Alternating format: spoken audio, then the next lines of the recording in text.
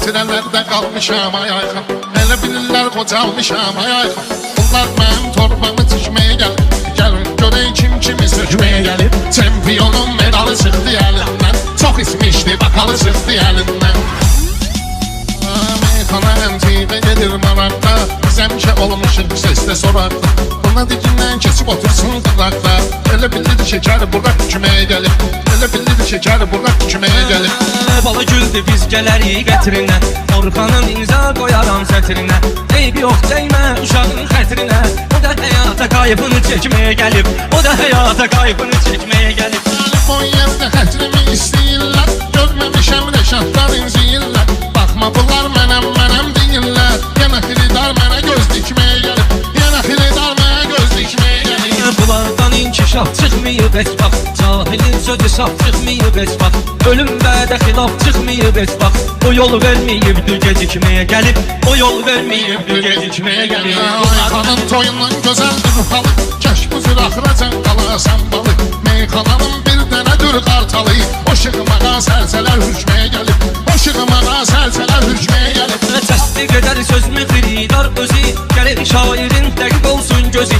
İlahi nur deməkdir bu mey sözü, meyəhli meyxanəyə təkməyə gəlib, meyəhli meyxanəyə təkməyə gəlib.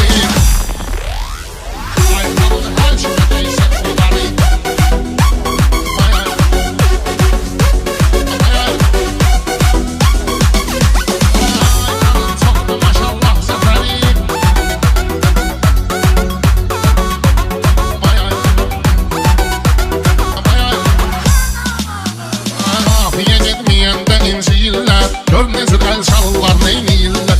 Yuxarıda doping tapıblar deyirlər. Çempionun medalı çıxdı əlindən, çox ismişdi bakalı çıxdı əlindən. Çempionun medalı çıxdı əlindən, çox ismişdi bakalı çıxdı əlindən. Çempionun medalı çıxdı əlindən, çox ismişdi bakalı çıxdı əlindən.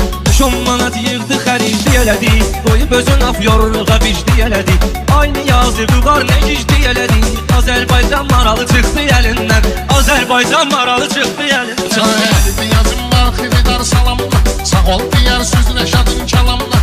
Adam tanıyıram bir günün haramına, 50 ilin halalı çıxdı əlindən, 50 ilin halalı çıxdı əlindən. Bu keçilərin bərk gidişir boynuzu, nəylə deyənin sönməlidir ulduzu.